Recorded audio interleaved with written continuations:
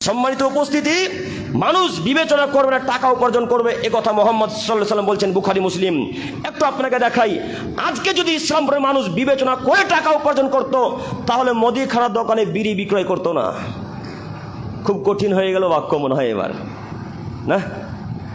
মানুষ যদি আজকে বিবেচনা করত, তাহলে মুদিখানার দোকানে গুটখা বিক্রয় করতো না। মানুষ যদি আজকে বিবেচনা করত, তাহলে আজকে মানুষ ইসলামপুরের মানুষ বন্ধন নিত না, লোন নিত না। অবশ্যই ইসলামপুরের মানুষ বন্ধন নেয় না, আলহামদুলিল্লাহ নেই, কোনো এলাকা বাদ নেই। উত্তর থেকে দক্ষিণ, পূর্ব থেকে পশ্চিম, গোটা ভারতবর্ষের আনাচে কানাচে বন্ধনে পরিপূর্ণ, লোনে যুক্ত সবাই, কেউ বাদ থাকতে পারে না।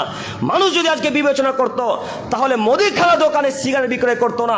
আশ্চর্য, আপনি মুসলমানের বাচ্চা মুদিখানা দোকানে বিড়ি বিক্রয় করেন কি হিসাবে? আশ্চর্য, আপনি মুসলমানের বাচ্চা মুদিখানা দোকানে সিগারেট বিক্রয় করেন কি হিসাবে? আশ্চর্য, আপনি মুসলমানের বাচ্চা মুদিখানা দোকানে গুটখা, সিগারেট, বিড়ি, গাঁজা, ইয়াবা, তিরাঙ্গা, জর্দা, সিগারেট, ফেন্সিডেল, ইয়াবা, তিরাঙ্গা, এই যাবতীয় জিনিস বিক্রি করেন কি হিসাবে? আমরা বুঝতে পারলাম না। বুখারী মুসলিম, আল্লাহ নবী বলছেন, ইন্নাল্লাহ তাইয়্যিব লা ইয়াকবালু ইল্লা তাইয়্যিবা। এ আদমের ছেলেমেয়ে শোনো, আল্লাহ পবিত্র। ওই আল্লাহ যিনি সপ্তম আসমানের উপরে চেয়ারে বসে আছেন, কুরসিতে যিনি আছেন, ওই আল্লাহ পবিত্র ছাড়া কোনো কিছু কবুল করবেন না। ওই আল্লাহ যিনি সপ্তম আসমানের উপরে আছেন, ওই আল্লাহ কোনো কিছু পবিত্র ছাড়া গ্রহণ করবেন না। এবার আপনাকে বলি, মুদিখানার দোকানে আলু আছে, মুদিখানার দোকানে পটল আছে, মুদিখানার দোকানে চানাচুর আছে, এগুলো সব হালাল না হারাম? হালাল, সব এইগুলো হালাল। এই হালাল পণ্য বিক্রয় করে 99 টাকা পর্যন্ত এসেছেন। একটু আপনার আমার দিকে চেয়ে থাকেন, মুখ নিচের দিকে রাখিয়েন না। জুমার দিন একদিন সালাত আদায় করতে এসেছেন এক সপ্তাহে, এরপরও ঘুমাতে হবে? জি, এত নির্লজ্জ মানুষ কবে থেকে হলেন বুঝতে পারলাম না।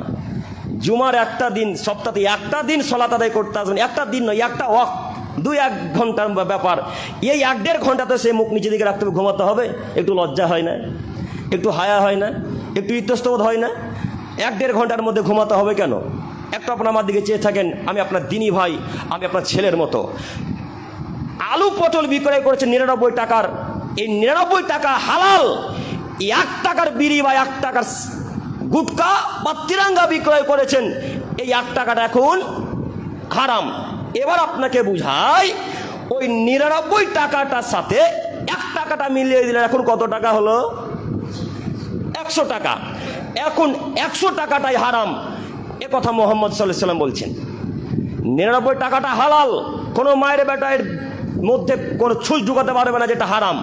একেবারে হালাল, লাসাক্কা ফিহিন না, এতে সন্দেহের কোনো অবকাশ নেই, কোনো সন্দেহই নেই যে ওটা হারাম। 99 টাকাটা একেবারেই হালাল, কিন্তু 1 টাকার বিড়ি বিক্রয় করেছেন বা অন্য যাবতীয় হারাম জিনিস বিক্রয় করেছেন, এই 1 টাকাটা 99 টাকার সাথে মিলিয়ে দিয়ে এখন 100 টাকাটা হারামে পরিণত হয়ে গেল।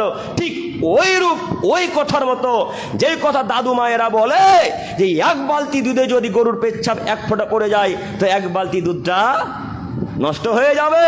ঠিক তেমনই 99 টাকার মাঝে 100 টাকা, 1 টাকা মিলিয়ে দিয়ে যদি 100 টাকা করেন, ওই 100 টাকাটা হারাম হয়ে যাবে।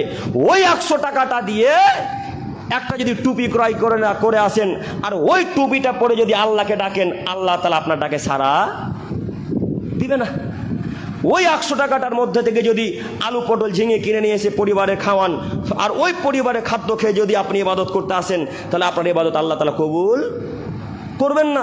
বুখারী মুসলিম, আপনারা কি বুঝতে পারছেন?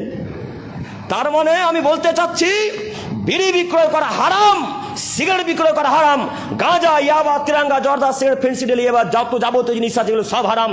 দেখি ইসলামপুরে কোনো মায়ের বেটার ক্ষমতা আছে বলতে পারে বিড়ি বিক্রয় করা হালাল? দেখি ইসলামপুরে কত মায়ের বেটার ক্ষমতা আছে বলতে পারে সিগারেট বিক্রয় করা হালাল?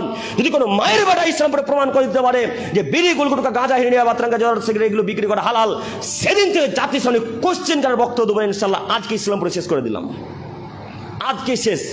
আপনাদের ইসলামপুর আজকে নতুন নয়, গোটা এলাকা সব বিড়িতে পরিপূর্ণ, সব গাঁজাতে পরিপূর্ণ, সব মদে পরিপূর্ণ।